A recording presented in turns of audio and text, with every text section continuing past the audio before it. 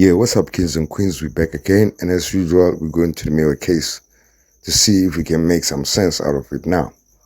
Sibiya pleaded and pleaded and pleaded, but his cries for help are falling on deaf ears because Judge Ratha cares a lot about the state but cares less about Moses Sibiya, right?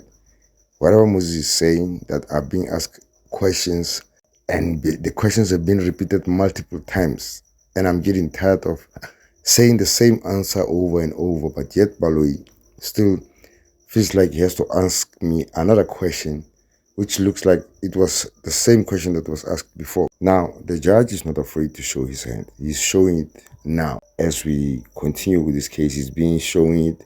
He's being like just letting us know that I don't care about what the defense is saying. As long as Baloyi puts whatever he puts on the record, it's fine. The judge just told us, oh, yeah, you know what? Everything that's going on here, I see nothing illegal. Continue, Mr. Baloyi. That's what happened. Anyway, guys, let's take a listen. But are you saying, Mr. Sibiya, that Lieutenant Colonel Khadebe forced you to sign the document, or you signed the document because of the history of the assault on you? Ingaba okushoyo umnumzana uSibiya ukuthi uKolonel Khadebe uyena owaphoqa noma wakuforsa ke masebenzisa lelo gama ukuthi usayine, noma ke waphoqeleka ukuthi usayine ngenxa yalokho okwakwenzekile kuwena noma okwenziwa amaphoyisa kuwena, noma uHadebe wakuphoqa? uHadebe wayengxenye amaphoyisa angiphoqelele ukuthi ngenze lokho into ayishoyo. Khadebe was a part of the police officers that forced me to do everything that they said. Ngoba ngiyachaza ukuthi akukho engakwenza noHadebe okwakusuka enhlizweni yami emothando, konke engangikwenza noHadebe ngangikwenza ngoba ngiphoqelekile ukuthi ngikwenze. As I've already mentioned, that there's nothing that I did with Khadebe that I did out of my own free will. Everything that I did was by force. How did he force you to sign the document? uHadebe ingabe wakuphoqa kanjani ukuthi iphepha leliya ulisayine? Wanginikeza amaphepha ukuthi angisayine, akaze zengicele. He gave me documents to sign. He never requested me. Ngaphoqeleka ukuthi ngisayine nami. I was then- ngivikela impilo yami. I was then forced to sign because I was protecting my life. So what you describe as Colonel Khadebe having forced you to sign the document was him giving you the documents to sign. Okuchaza wena nanjengokuthi ke wakuphoqa uHadebe ukuthi athathe amaphepha la ayewaphethe akunike wona athi sign, yiloko ukuphoqa okhuluma ngapha. Konke engangikwenza noHadebe angiphoqelekile, nakho lokho kungezelela khona lapho indlela umshishisa kusho ngayo. Everything that I did with Khadebe was by force. It also adds to that which the state is now referring to. Konke engangikwenza noHadebe akukho engangikwenza ngentando yami. Yes. Ngiphoqelekile ukuthi konke ngikwenze. There's nothing that I did with Khadebe that I did out of my own free will. I was forced to do it. But from your explanation, Mr. Sibiya, Lieutenant Colonel Khadebe did not exert physical pressure on you, is that correct? Kodwa ke kule nkulumo oyishoyo manje wena mnumzana uSibiya akukho awakwenza uKolonel Khadebe asikithi nawa mhlambi ke ukuthi ke akuthinteke emzimbeni noma ke akushaya, akukho awakwenza uthi nje wena wakunikeza amaphepha kuphela. Akaze zengishaya kodwa i-body language yakhe yayikhomba ukuthi uyindluzula kimi naye njengalamaphoyisa la bekade ngishaya. Yes, there was no physical, he was never physical with me, but the body language or his body language just indicated that it was by force, just like the police officers who were assaulting me. Ngoba ngisho ukuthi amaphoyisa onke lamaphoyisa engangidibane nawo lalingekho nelilodwa iphoyisa lalilozwelo nami noma lalifisa ukusiza mina. Lokho amaphoyisa engangidibane nawo ayindluzula kimi. As I've already indicated, that not a single police officer from the police officers that I met had empathy towards me or wanted to assist me. All were just aggressive towards me. Now, what is it from his body language that gave you the impression that he was exerting pressure on you? Yini ke lena nanjengoba ukhuluma ke ukuthi ke ibody language yakhe ke yini lena ke owayibona ke noma ke eyayisho ke kuyona ibody language yakhe ukuthi ke wayeyindluzula ngakuwena? Indlela ayikhuluma ngayo, indlela ayibukeka ngayo. It's the manner in which he spoke, the manner in which he looked like. i-officer This is becoming very unfair and is actually becoming a circus. Mr. Sibiya, as a witness, is raising a concern with his court. It is for the court to try and explain if the court has got any explanation. It is for the court to try and explain the dynamics of what is happening here, but not for the court to allow a direct confrontation between Mr. Sibiya and the state. Mr. Sibiya is raising a very genuine point that is elucidated in State versus Van der Westhuizen, which is an appellate division matter, wherein it's stated what are the duties of the prosecution are. But Sibiya does not invite a dialogue between himself and the state.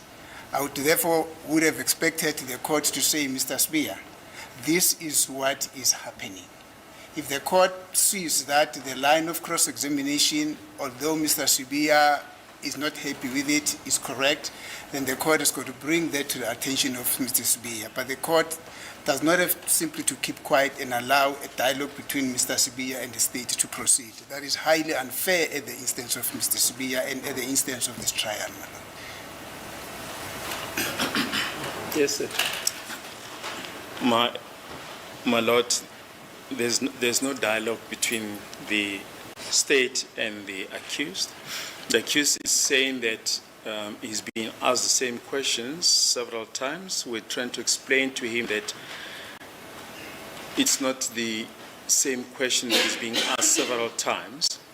We drew his attention to the fact that it was never put to Colonel Khadebe that Exhibit GG was not traversed with him, and we are referring him to the relevant portions on the record that indicate that counsel moved from the premise that the exhibit was traversed with him.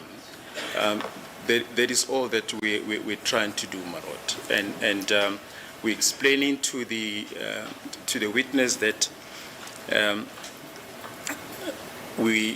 all that we're trying to establish from him is as to what happened. This is what we've been doing throughout, my lord. Yeah, you may proceed, sir. As far as I'm concerned, there's nothing unlawful about the cross-examination you are transgressing with the witness. Besukumileke umeli wakhe etshela inkantolo ke ukuthi ke ucela ke inkantolo ukuthi ke ingeneleleke la ibona khona ukuthi khona ke inkulumo mpikiswano ke phakathi kwakho kanye futhi ke nomshushisi ngoba ke la usho into ke wena ke oyibonayo ke noma othi yenzeka ke umshushisi uyaphendula ukuthi cha akukho ke la sikhuluma siphikisana khona ke nokuthi ke si kunoxabano khona ke ukuthi nje ngiyamtshela ke noma ke ngisho ke kuyena komnumzana uSibiya ukuthi ke lokhu akukaze kwenzeke ke nkathi uKhenel Khadebe ela futhi ke ngimtshengisa ke le indawo lezi engithi khona ke yila khona engakaze kwenzeka inkantolo siyamdedela ke yamkhulula kumshushisi ithi angaqhubeka ke ngendlela abuza ngayo ayiboni ke kunenkinga ngendlela umshushisi enza ngakhona. And my lord, yesterday Advocate Nusi did raise this issue, and we deliberately did not respond to the issue that he raised, that the cross-examination, as he put it, he said it's meant to, I'm trying to remember the way that he used, but to tire the, to tire the accused. Yeah, badger. I think there's the word that he used. But my lord, a lot has been written on the subject of cross-examination, and the very handy book by G. Coleman, Cross-Examination, a Practical Handbook, at page 5, where the learned author espouses the purpose of... I just want you to listen how many words Baloi blunders when he's trying to speak here. And then remember what he was doing to Sibiya yesterday for just me speaking about TRT. Right? And then do we have to hold him or have to hold his words against him, his blunders, just me speaking, because it happens all the time. He's just being unreasonable. This is what I think. Cross-examination, and he says, the process is commonly thought of as one designed to expose a witness who is deliberately lying, and indeed it is that, but no less important is the achievement of counsel who demonstrates by cross-examination that a witness has been mistaken on one or more of the points in his evidence, or that he is biased, or otherwise unworthy of credence, or that the material points have been omitted or inadequately stressed in the evidence in chief. And this is, my lord, this all that that we're trying to do, no more, no less, my lord. I respond. This is basically referring to cross-examination as a whole. It does not specifically refer to what I raised yesterday as badgering. Badgering simply refers to persistently asking a witness one and the same thing for more than 20 times or for more than 100 times, and the witness responding for more than that 20 times and for more than that 100 times on the same thing. That is badgering. But what the state has quoted now from that learned author, whose name I did not get, and whose name the court did not even get to. I know the guy, personally. I know he's fine, my lord. But that author does not refer to an aspect within cross-examination referred to as badgering. Cross-examination is good because it intends to achieve what has been quoted there. But badgering is something totally different. It is disallowed. To tire the witness's mind by consistently and persistently asking one the same question, albeit in different form or in the same form, that is totally disallowed. Those were the basis why I stood up yesterday and said that the state is badgering the witness. I did not intend to say that the state must not cross-examine this witness, but within the aspect of cross-examination, the state has got to avoid badgering a witness, which is not being referred to in the passage that the state has read, madam. Thank you. As a court, please, if we may proceed as the court is directed.